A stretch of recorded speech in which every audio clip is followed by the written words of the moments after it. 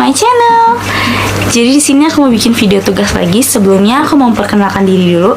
Perkenalkan, nama aku Melanie Angelina dari Prodi Ilmu Komunikasi Universitas 17 Agustus 1945 Jakarta. Di sini aku mau bikin video tugas sosiologi komunikasi. Aku disuruh bikin analisa mengenai masyarakat milenial dalam konteks sosiologi komunikasi. Aku dari mulai perubahan sosial, pergeseran budaya, dan fenomena budaya luar yang muncul saat ini. Jadi aku mau ngejelasin ke kalian. Generasi milenial adalah masyarakat sosial yang sangat melek terhadap teknologi. Mereka cenderung memanfaatkan perkembangan teknologi untuk mempermudah aktivitas sehari-harinya. Contohnya perkembangan dari handphone. Anak milenial mana yang sekarang nggak punya handphone?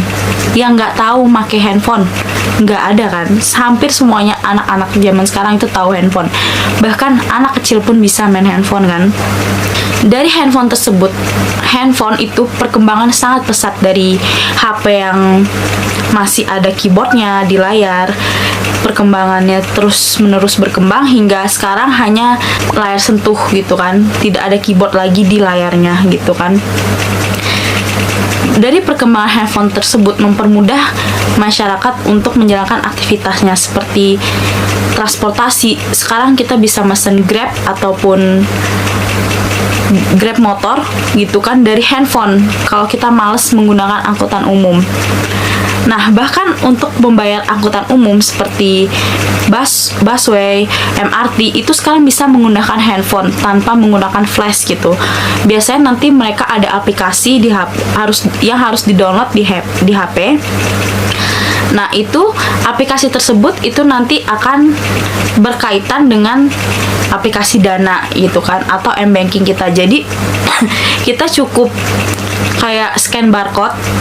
Barcode-nya itu kita scan biasa kita scan flash itu pembayaran flash kalau kita naik busway atau MRT itu kita tinggal scan barcode yang ada di HP kita scan ke tempat yang biasa kita scan flash itu. Nah, itu otomatis akan terbayar sama kayak kita scan flash, kartu flash.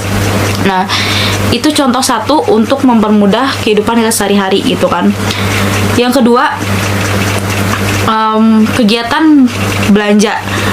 Kayak sekarang di HP udah ada Shopee, Lazada, terus ada Tokopedia gitu kan. Itu mempermudah kita masyarakat sosial untuk kayak apalagi sekarang zamannya COVID-19 kan, kita nggak boleh keluar rumah. Maksudnya bukan nggak boleh, kayak mengurangi aktivitas di luar rumah. Nah, kita bisa belanja dari Shopee kayak baju, terus alat-alat masak gitu kan, Shopee, Tokopedia, Lazada. Bahkan sekarang juga udah ada yang bisa untuk belanja sayur gitu loh. Jadi sayurnya bakal diantar ke rumah. Nah, contoh yang ketiga yaitu transaksi pembayaran. Saat COVID-19 ini kita disarankan untuk mengurangi kontak secara langsung terhadap orang lain, seperti contohnya kita membayar menggunakan uang tunai.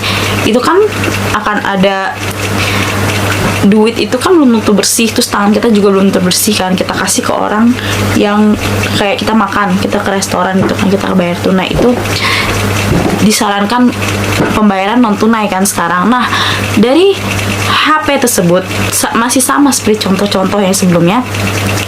Handphone tersebut kita bisa gunakan untuk transaksi pembayaran seperti dari aplikasi Dana, OVO, m-banking gitu kan.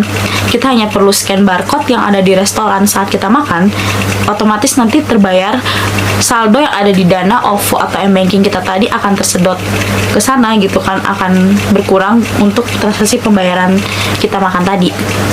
Nah, itu contoh dari perkembangan teknologi. Nah, perkembangan teknologi tadi seperti perkembangan pada handphone dan juga munculnya internet, perkembangan teknologi juga dapat memunculkan budaya lain atau budaya luar masuk ke Indonesia. Contohnya seperti Korean Wife, Hallyu atau demam Korea. Anak milenial saat ini siapa sih yang nggak tahu dengan Korea? Kayak film yang gak lama yang baru-baru viral saat ini yaitu Squid Game. Siapa sih yang nggak tahu film Squid Game gitu kan, Pak? Anak kecil pun tahu film Squid Game itu kan. Dari mana kita tahu film Squid Game? Ya dari handphone. Handphone itu dari perkembangan teknologi tadi.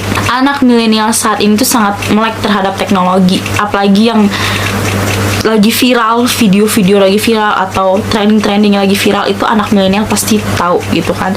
Dari budaya Korea saat ini itu bisa dijadikan contoh perubahan sosial yang ada di Indonesia, pergeseran budaya di Indonesia gitu kan. Seperti anak milenial saat ini tuh sangat suka sekali dengan fashion Korea, terus musik Korea, dance-nya gitu kan, terus drakor-drakornya itu anak milenial saat ini tuh sangat suka banget sama Korea seperti itu. Kayak mereka nonton drakor gitu kan. Di drakor itu pasti adalah drakor yang nggak mungkin mereka nggak makan gitu kan. Pasti mereka makan, kayak makan tteokbokki, jajangmyeon gitu kan, odeng gitu kan. Pokoknya makanan-makanan Korea. Nah, dari film tadi itu bikin anak-anak milenial saat itu kan saat ini tuh kan kayak mudah banget penasaran gitu kan. Penasaran pengen nyobain gitu kan. Nah, dari film drakor tadi mereka kayak tteokbokki, jajangmyeon, odeng tuh kayak bikin mereka tuh kayak teracuni, terus penasaran pengen nyoba. Nah, mereka nyoba cari nih, oh di mana ya ada jual tteokbokki, ada jual ini, ada jual jajangmyeon, odeng gitu-gitu kan. Nah, selanjutnya dampak dari perkembangan teknologi. Dampak dari perkembangan teknologi ada dampak positif dan dampak negatif. Yang saya bahas pertama yaitu dampak positif. Yang pertama, kemajuan di bidang teknologi, komunikasi, informasi, dan transportasi dapat memudahkan aktivitas kita sehari-hari. Yang kedua, kemajuan teknologi menyebabkan kehidupan sosial lebih produktif, efektif, dan efisien, sehingga produk dalam negeri mampu bersaing dengan pasar internasional. Yang ketiga, kemajuan iptek membuat bangsa Indonesia mampu menguasai iptek, sehingga bangsa Indonesia dapat sejajar dengan bangsa lain. Nah, selanjutnya dampak negatif dari perkembangan teknologi. Yang pertama, lebih tertarik dengan budaya lain daripada budaya lokal dari segi musik, makanan, dan fashion. Yang kedua, adanya sikap yang lebih mementingkan kehidupan duniawi dan mengabaikan nilai-nilai agama. Yang ketiga, timbulnya sikap bergaya hidup mewah dan boros karena status seseorang di dalam masyarakat diukur dari kekayaannya. Nah, bagaimana upaya generasi milenial dalam menyaring dampak negatif dari budaya luar tadi? Yang pertama, mencintai produk dalam negeri. Nah, kita boleh menyukai budaya luar, tetapi kita tidak boleh lupa budaya dari dalam negeri kita. Contohnya dari segi pakaian dan juga makanan. Yang kedua, menyaring budaya asing sesuai dengan panduan nilai, norma, dan keyakinan agama. Yang ketiga, memahami nilai-nilai kebangsaan dan Pancasila dengan baik. Mungkin cukup itu aja yang dapat saya sampaikan di video ini. Kalau ada kata-kata yang salah, saya mohon maaf. Sampai ketemu di video selanjutnya. Bye.